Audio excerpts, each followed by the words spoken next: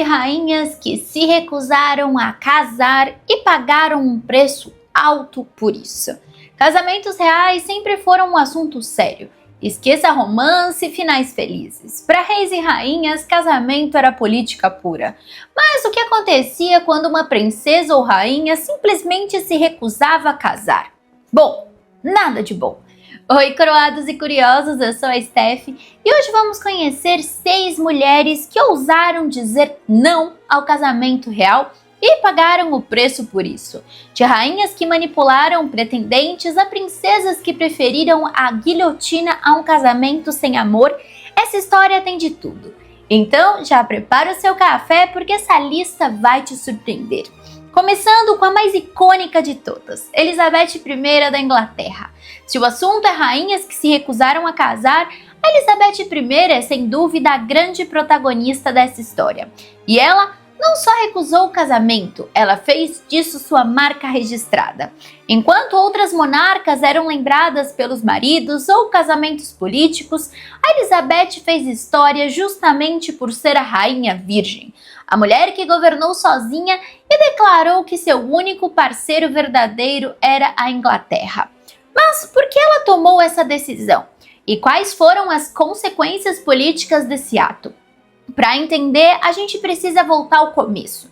E já adianto, a infância da Elizabeth foi digna de novela. Elizabeth I nasceu em 7 de setembro de 1533, filha de Henrique VIII e Ana Bolena. E aqui a gente já tem um problema, ela era uma menina. Em uma época em que o herdeiro homem era essencial para manter a estabilidade da dinastia Tudor, o nascimento da Elizabeth foi uma baita decepção. Henrique VIII queria desesperadamente um filho homem e quando Ana Bolena deu à luz a uma menina e depois teve pelo menos 2 abortos, o rei não ficou nada feliz. E a frustração dele logo se transformou em algo pior. Apenas quase 3 anos depois, Ana Bolena foi acusada de adultério, traição e até incesto. Tudo isso baseado em provas muito duvidosas, igual promessa de político em tempo de eleição. Resultado? Ela foi executada na Torre de Londres no dia 19 de maio de 1536.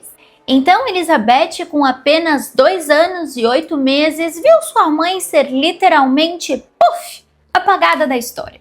Retratos foram destruídos, menções ao seu nome foram eliminadas e a pequena princesa foi declarada bastarda e removida da linha de sucessão.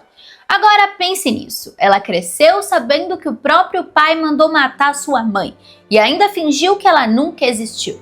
Se o casamento de uma rainha podia acabar assim, que garantia ela teria se seguisse pelo mesmo caminho? E essa não foi a única experiência traumática que moldou sua visão sobre o casamento. Depois da morte de Henrique VIII, sua última esposa, Catherine Parr, se casou com Thomas Seymour, um nobre ambicioso e problemático. Como Catherine ainda era próxima de Elizabeth, a jovem de 13 anos foi morar com o casal. E foi aí que a coisa ficou bizarra. Os historiadores debatem se houve algum contato físico, mas todos concordam que ele agia de forma inapropriada com a princesa. No começo, a Catherine fingiu que não viu nada, mas depois percebeu que a situação estava fora do controle e mandou Elizabeth embora para evitar um escândalo ou um desastre. Só que o Seymour não desistiu. Depois da morte da Catherine, ele tentou manipular Elizabeth politicamente e até sugeriu um casamento. Mas seus planos foram descobertos, ele acabou preso e condenado à morte por traição. Agora, imagine, ainda adolescente, a Elizabeth já tinha aprendido que casamentos são perigosos, que homens poderosos podiam ser manipuladores e que uma mulher na monarquia precisava ter cautela máxima. E a vida dela não ficaria mais fácil depois disso. Quando seu meio-irmão, Eduardo VI, morreu jovem, o trono passou para sua meia-irmã Maria I, católica fervorosa e casada com Felipe II da Espanha, que também a desprezava. A Maria não via Elizabeth, uma protestante, com bons olhos. Resultado, a Elizabeth foi presa na Torre de Londres sob suspeita de conspiração no mesmo quarto que sua mãe ficou antes de ser decapitada, passando um tempo ali sem saber se sairia viva. No fim, a Maria acabou libertando a irmã, mas a tensão entre elas nunca desapareceu. Aí, quando a Maria morreu sem herdeiros, a Elizabeth finalmente assumiu o trono em 1558. E foi aí que começou o verdadeiro problema. Ela precisava se casar. Pelo menos era o que todo mundo dizia. Conselheiros pressionavam, potências estrangeiras enviavam propostas e a lógica política era clara. Um casamento traria alianças e estabilidade. Mas Elizabeth já tinha visto o que acontecia com rainhas casadas. Sua mãe foi executada, sua madrasta e tia Catherine Howard teve o mesmo destino, Catarina de Aragão foi descartada e Maria I foi desprezada pelo marido espanhol. E a Catherine Parr foi tratada como lixo pelo marido. Para Elizabeth, casar era basicamente assinar um contrato dizendo: perco meu poder, mas ganho um problemão. Só que em vez de dizer não de cara e encerrar o assunto, a Elizabeth foi genial. Ela começou a enrolar todo mundo. Ela nunca se recusava diretamente, mas também não aceitava. Mantinha os pretendentes interessados o suficiente para não virarem inimigos, mas nunca comprometido bastante para perder o poder. Claro que aí também tinha motivação política, porque protegia a Inglaterra de conflitos, invasões e relações políticas ruins. Enfim, Filipe II da Espanha, que era o ex-marido da sua irmã, esperou anos por uma resposta definitiva, só para levar um não.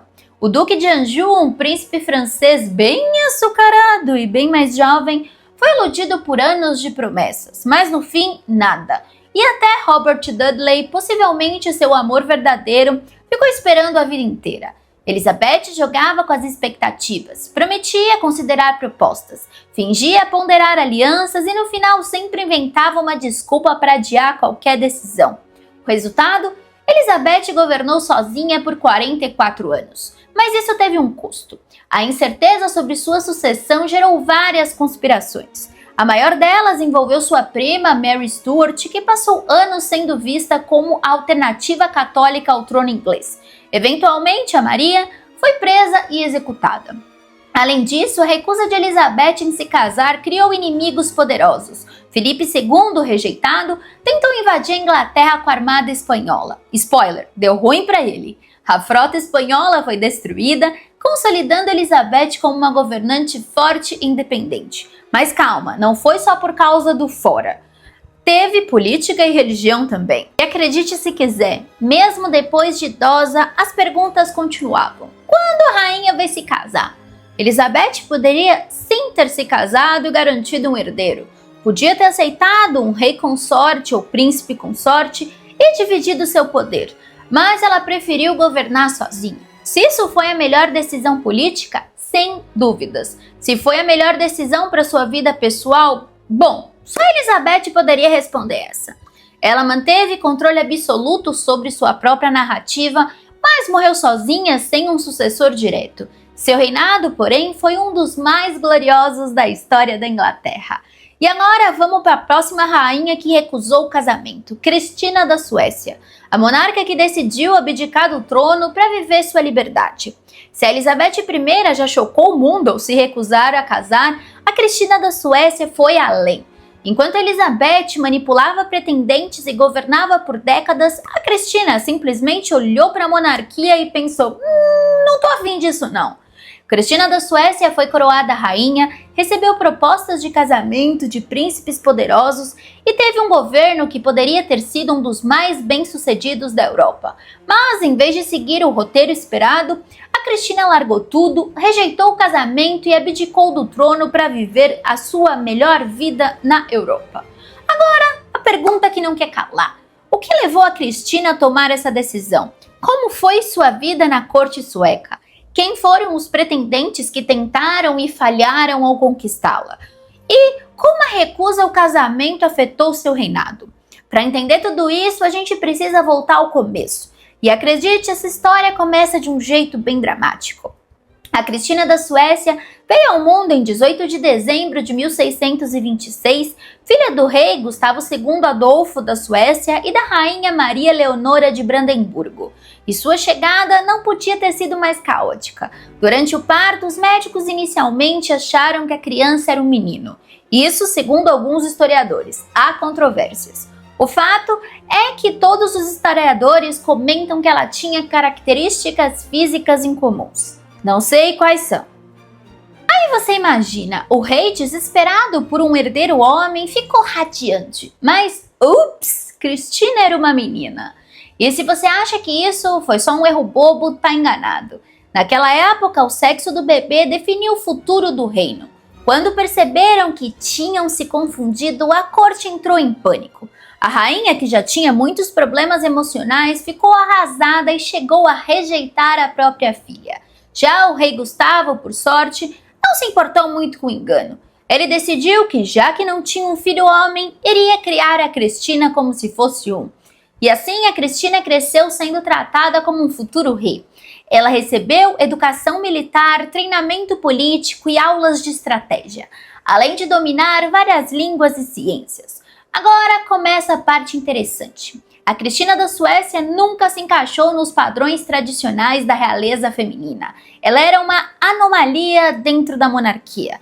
Ela não queria saber de vestidos pomposos, não gostava das tradições femininas da corte e desprezava a ideia de se casar. Algumas pessoas dizem que ela era lésbica ou também assexuada. Enfim, em vez de se preocupar com bordados ou banquetes, ela preferia filosofia, literatura e debates intelectuais.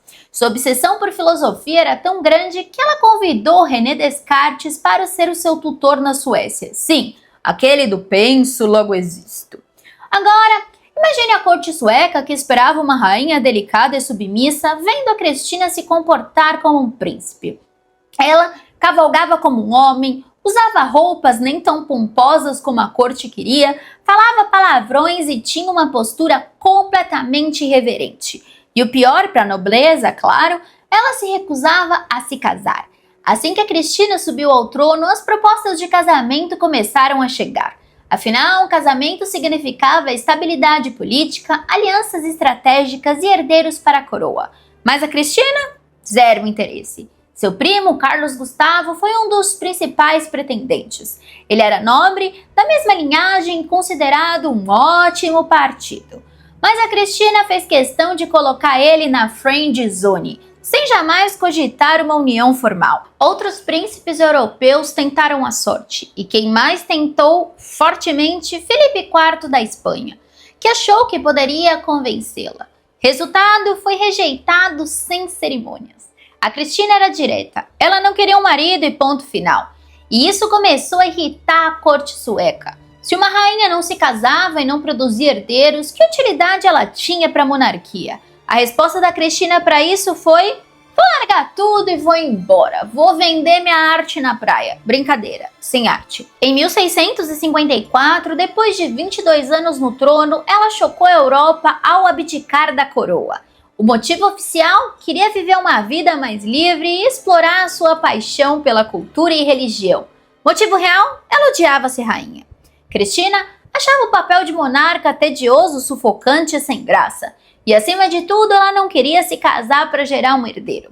Então, em um dos momentos mais icônicos da sua vida, a Cristina rejeitou a coroa, entregou ao parlamento sueco e saiu da Suécia para nunca mais voltar como governante. E só para garantir um escândalo extra, ela se converteu ao catolicismo, abandonando a fé luterana da Suécia, ou seja, caos completo. Depois de abdicar, a Cristina da Suécia virou praticamente uma celebridade excêntrica na Europa. Se envolveu na política papal e patrocinou as artes, chocando a sociedade com seu comportamento livre e nada convencional. Nunca se casou e não há relatos de que ela tenha se arrependido. Viveu do jeito que queria, sem precisar seguir as regras da monarquia. A Cristina morreu em 1689, deixando um dos legados mais inusitados da história da realeza. Agora, vamos para a próxima rainha, que no caso é uma princesa, que recusou o casamento, Amélia do Reino Unido, que morreu de coração partido. Se a Cristina da Suécia fugiu do casamento porque quis, a princesa Amélia do Reino Unido não teve nenhuma escolha. Sua história não é de rebeldia ou de estratégias políticas, mas sim de um amor proibido, sofrimento e um final digno de drama trágico da monarquia ou de uma novela. A princesa Amélia da Inglaterra tinha tudo para ser feliz. riqueza, títulos, uma família influente, mas nasceu dentro de um sistema que não permitia que princesas seguissem seus corações. Enquanto outras mulheres da nobreza conseguiam escapar do casamento arranjado com manobras políticas, Amélia não teve tanta sorte.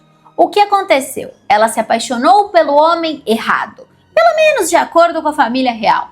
E a corte, claro, não permitiu que esse romance fosse adiante. Resultado, Amélia nunca se casou, nunca foi feliz e morreu jovem, deixando seu pai completamente devastado. Para entender essa tragédia real, a gente precisa voltar ao começo. E como sempre, a culpa é da monarquia. A princesa Amélia, do Reino Unido, nasceu no dia 7 de agosto de 1783, sendo a filha mais nova do rei George III do Reino Unido, aquele lá de Bridgerton, e da rainha Charlotte. Ela, inclusive, foi citada no seriado Bridgerton quando os dois estão conversando. Enfim, agora se a filha caçula de 15 irmãos tinha vantagens e desvantagens. A vantagem, ela era a favorita do rei. George III simplesmente adorava Amélia e fazia todas as suas vontades. Mas aí vem a desvantagem. O rei era tão protetor que não deixava qualquer um se aproximar dela. E quando eu digo qualquer um, eu quero dizer literalmente qualquer um.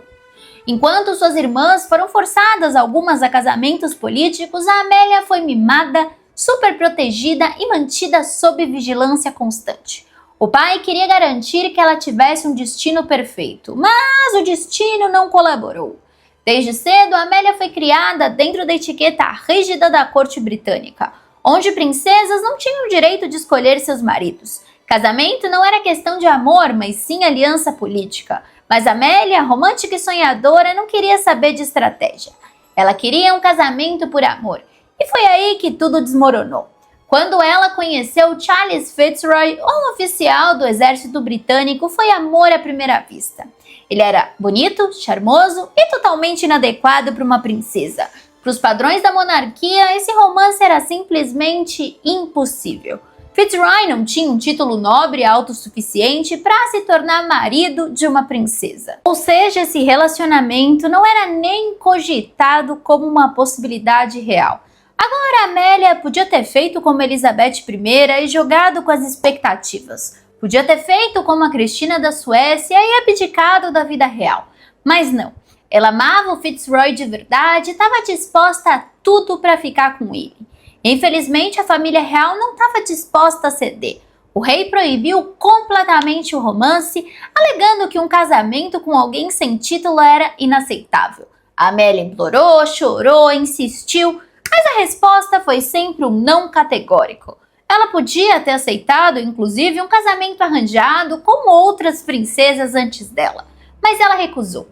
E essa recusa teve consequências desastrosas. Conforme os anos passaram e a esperança de se casar com Fitzroy desaparecia, a saúde da Amélia começou a piorar.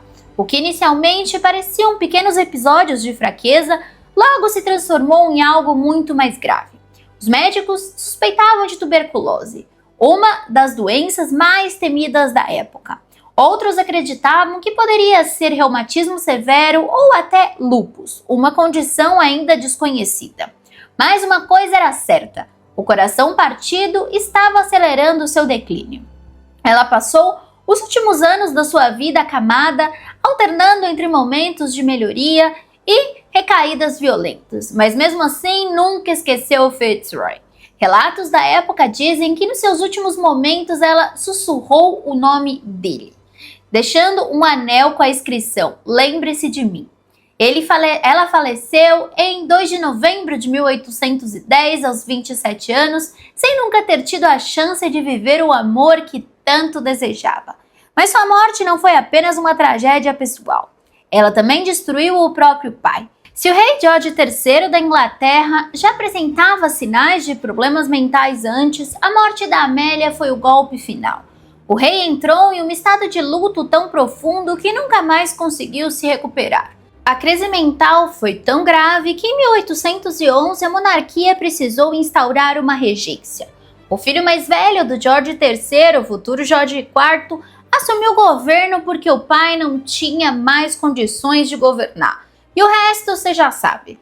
Inclusive, se você quiser saber mais, tem um vídeo sobre a loucura do rei George, também sobre a família dos Hanovianos, enfim, tem muita coisa. Conclusão, valeu a pena? Depende. Diferente de outras mulheres dessa lista, ela não conseguiu desafiar o sistema. Pelo menos ela não foi obrigada a se casar de novo. Mas ela não fugiu para outro país, não manipulou pretendentes e não encontrou um jeito de escapar do destino cruel da monarquia. Ela viveu dentro da prisão dourada da realeza e morreu sem poder realizar o seu maior desejo, casar-se com um homem que amava. Mas se a gente perguntar para ela, acho que ela vai dizer que não. Agora vamos para a próxima mulher que recusou o casamento, a arquiduquesa Maria Ana da Áustria, a princesa que trocou o altar por um convento. Se casar era uma obrigação para princesas da realeza, a Maria Ana da Áustria encontrou uma solução brilhante. Se recusou e fugiu para um convento. Mas calma, não foi um chamado divino, nem uma epifania religiosa. Ela era uma Habsburgo. E os Habsburgos sempre jogavam xadrez político, como eu já comentei em outros vídeos. A Maria Ana percebeu que o casamento era um jogo arriscado e sem vantagens para ela. Então, em vez de ser usada como peça num tabuleiro de alianças, escolheu um caminho que lhe daria status, conforto e independência. Enquanto suas irmãs eram enviadas para reinos estrangeiros para se casar com maridos duvidosos, a Maria Ana criou um plano para escapar do destino tradicional e garantir um futuro onde ninguém mandava nela. Agora a pergunta é, como ela conseguiu driblar a monarquia e escapar do altar sem gerar escândalo? Calma, vamos por partes. Maria Ana da Áustria nasceu no dia 6 de outubro de 1738, filha da imperatriz Maria Teresa da Áustria e do imperador Francisco I. Só por essa informação já dá para imaginar a pressão. Sua mãe Maria Teresa não era uma rainha qualquer, era uma das governantes mais poderosas da Europa e especialista em transformar suas filhas em moeda de troca para alianças políticas. Agora você deve estar se perguntando, por que a Maria Ana conseguiu escapar desse destino do casamento? A resposta está em sua saúde frágil, o que ironicamente acabou sendo sua grande vantagem. Desde criança, Maria Ana sofria com problemas de saúde crônicos. Os relatos da época indicam que ela tinha doenças respiratórias frequentes e escoliose severa, o que limitava sua mobilidade. Agora pense na lógica brutal dos casamentos reais. Princesas eram escolhidas não só pela linhagem, mas pela capacidade de gerar herdeiros saudáveis. E a Maria Ana não se encaixava nesse padrão. Com isso, sua mãe, Maria Teresa, percebeu que não seria fácil casá-la com um rei estrangeiro. Nenhum príncipe europeu queria correr o risco de se casar com uma mulher que passaria mais tempo doente do que governando ou tendo filhos. Então ela resolveu que entraria para a igreja. Mas calma, não como uma freira qualquer.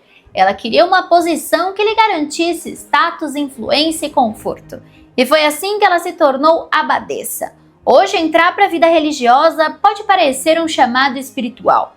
Mas no século XVIII, isso podia ser um movimento político bem calculado. E a Maria Ana soube aproveitar essa oportunidade como ninguém. Em vez de aceitar um casamento se viesse sem amor e cheio de riscos, ela se tornou abadesa do convento imperial de Praga. Uma posição que lhe dava autoridade, luxo e, acima de tudo, independência de qualquer marido. Agora você pode estar se perguntando, mas isso não causou um escândalo? Surpreendentemente não muito. Claro, Maria Teresa teria preferido casá-la com algum duque influente, mas no fim aceitou a decisão da filha. Afinal, o convento imperial não era um lugar qualquer. Ele tinha grande prestígio dentro do Sacro Império Romano Germânico, e sua abadesa tinha poder administrativo e influência política. Ou seja, a Maria Ana não estava exatamente renunciando à vida de princesa. Ela só estava mudando as regras do jogo para que pudesse governar sozinha. Bem esperta. Como abadesa, estava a lidar com obrigações de ser uma esposa fiel, mas mantinha influência sobre questões religiosas e administrativas dentro do império. Ela participava de eventos na corte, mantinha correspondência com membros da nobreza e ainda exercia um certo poder sobre propriedades eclesiásticas. Enquanto suas irmãs sofriam com maridos infiéis, guerras dinásticas e gestações intermináveis, Maria Ana vivia cercada de conforto e não precisava prestar contas a nenhum homem. Isso significa que, no final das contas, ela saiu ganhando. Maria Ana pode não ter tido um impacto político gigantesco como a sua mãe, mas sua história é um exemplo perfeito de como algumas mulheres da nobreza conseguiram driblar as expectativas da sociedade. Agora vamos para a próxima mulher que recusou o casamento: Princesa Isabel da França, irmã de Luís XVI, cunhada da Maria Antonieta, que preferiu a guilhotina a um casamento sem amor. Se tem uma coisa que aprendemos até agora é que dizer não ao casamento dentro da realeza sempre teve consequências. Algumas princesas conseguiram escapar para conventos, outras foram inteligentes o suficiente para manipular pretendentes e governar sozinhas. Mas a história da princesa Isabel da França não teve um final tão feliz. Diferente da Maria Ana da Áustria, que encontrou um jeito elegante de evitar o casamento sem amor, ou da Cristina da Suécia, que simplesmente, decidiu que a monarquia não era para ela, a Isabel recusou o casamento por um motivo completamente diferente: sua fé e lealdade à família. Isso não seria um problema se ela tivesse nascido algumas décadas antes, mas Isabel veio ao mundo na pior época possível para ser uma princesa fiel à monarquia, durante a Revolução Francesa. E, no final, sua recusa ao casamento não a salvou do pior destino possível: a guilhotina. A princesa Isabel da França nasceu em 3 de maio de 1764, filha do Delfim Luís da França e neta do rei Luís XV. Seu irmão mais velho, o futuro Luís XVI, se tornaria o último rei absoluto antes da Revolução. Ser como uma princesa, então, significava viver cercada de luxo, vestidos extravagantes e protocolos intermináveis. Mas, ao contrário do que podia se imaginar, a Isabel não era obcecada por festas, fofocas ou joias. Enquanto outras damas da corte disputavam quem tinha o melhor penteado da temporada, a Isabel passava horas estudando matemática, filosofia e teologia. Desde cedo ela demonstrou uma fé inabalável e uma devoção extrema à sua família. E o mais importante, nunca demonstrou interesse em casamento. Agora, isso poderia ter sido um problema, afinal princesas eram criadas para selar alianças políticas. Mas, estranhamente e curiosamente, ninguém a forçou a se casar. Diferente das outras mulheres da nossa lista, a Isabel da França não precisou lutar ativamente para evitar o casamento. E por quê? Porque para a política da época ela era dispensável nesse sentido. Seu irmão Luís XVI já estava casado com a Maria Antonieta e garantiria a sucessão. Ou seja, Isabel não precisava ser usada como moeda de troca em uma aliança internacional. Isso lhe deu um privilégio raro para uma princesa da época: a liberdade de escolha.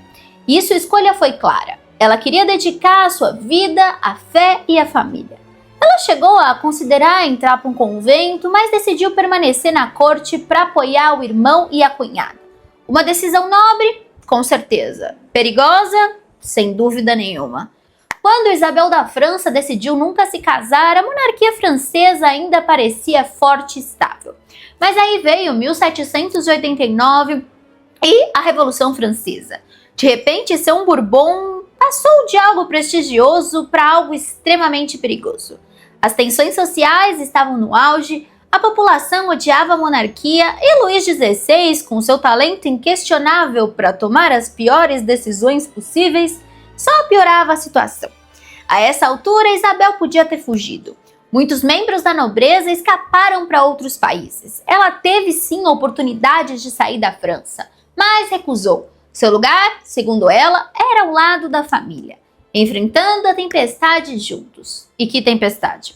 Em 1791, Luís XVI e Maria Antonieta tentaram fugir do país na famosa Fuga de Varennes e falharam miseravelmente. Foram capturados e levados de volta a Paris, agora como prisioneiros, e a Isabel foi presa junto com eles. Então, após a tentativa fracassada de fuga, a família real francesa foi mantida sob prisão domiciliar, primeiro no Palácio das Tulherias, depois na Torre do Templo, um lugar úmido, frio e muito diferente dos salões dourados de Versalhes. Durante esse tempo, a princesa Isabel da França testemunhou a queda brutal da monarquia e o sofrimento da sua família. Ela viu seu irmão ser julgado e guilhotinado em janeiro de 1793. Alguns meses depois, a sua cunhada, Maria Antonieta, também foi executada. E, o pior, a Isabel ficou responsável por cuidar do sobrinho, Luís Charles, o Delfim da França. O menino foi separado dela e entregue a um tutor revolucionário, que o maltratou severamente. O futuro Luís XVII morreu na prisão em 1795 em condições terríveis. Mas, mesmo após perder o irmão e a cunhada, a Isabel ainda se recusou a trair seus princípios. Ela não assinou documentos renunciando à monarquia, não implorou por misericórdia e não tentou fugir. E foi aí que chegou a vez dela. Em 10 de maio de 1794, a princesa Isabel da França foi levada ao Tribunal Revolucionário. Acusações? Ser monarquista, católica fervorosa e um símbolo da opressão real. Agora, o julgamento foi uma piada, vamos ser sinceros. Ela não tinha cometido crime algum. Não conspirou contra a revolução, não participou de intrigas políticas.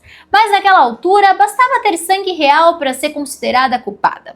Ela foi condenada à guilhotina no dia seguinte. Relatos dizem que até o último momento ela manteve a calma e recusou-se a demonstrar medo. Quando chegou ao cadafalso, consolou outros prisioneiros, mostrando compaixão até o fim. E no dia 11 de maio de 1794, a lâmina caiu e Isabel foi executada.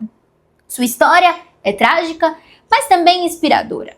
Um lembrete de que algumas pessoas preferem perder tudo a trair aquilo que acreditam. Agora, vamos para a próxima mulher que recusou o casamento. A última, Princesa Teresa da Baviera.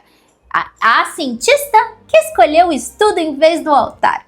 Se até agora falamos de princesas que recusaram o casamento por motivos religiosos, políticos ou pura rebeldia, a Teresa da Baviera quebrou o padrão. Ela não fugiu para um convento, não precisou desafiar pretendentes, não se viu no meio de revoluções sangrentas. Ela simplesmente olhou para o casamento e pensou: isso não é para mim, eu prefiro estudar pássaros. E não foi só uma fase. A Teresa dedicou a vida inteira à ciência, tornando-se uma das mulheres mais respeitadas no campo das ciências naturais.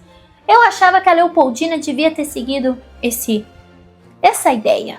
Enquanto outras princesas eram obrigadas a aprender etiqueta e preparar dotes para casamentos arranjados, a Teresa estava ocupada descrevendo novas espécies, viajando o mundo e publicando estudos científicos. Resultado? Nunca se casou, mas seu nome entrou para a história. E sinceramente, parece uma troca justa. Mas, como uma princesa do século XIX, conseguiu escapar do destino tradicional e se tornar uma das primeiras mulheres cientistas da Europa. Vamos voltar ao começo para entender essa história.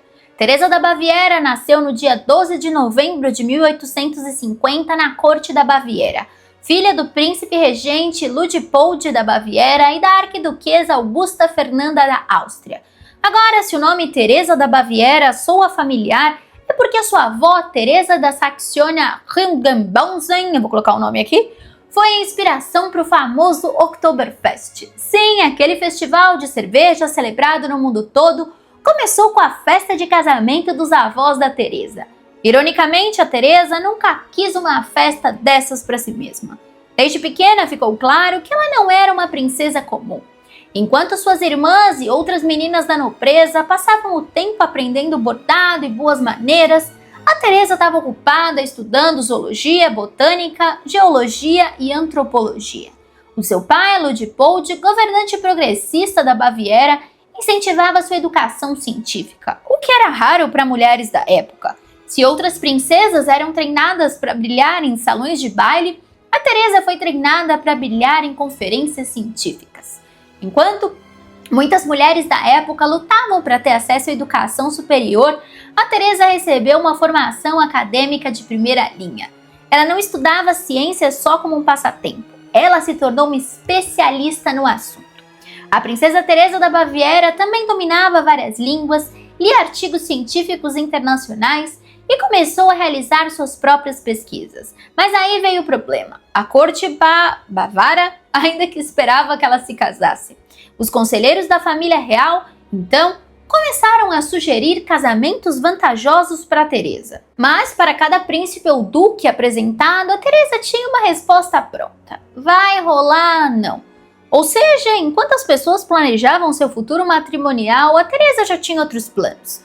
E foi assim que, em vez de escolher o marido, ela escolheu a ciência. Se até agora a história da Teresa já parecia fora do comum, espere até ver a parte mais impressionante. Ela não ficou apenas nos livros, ela foi para o campo. A partir da década de 1880, Teresa começou a viajar pelo mundo para realizar pesquisas científicas.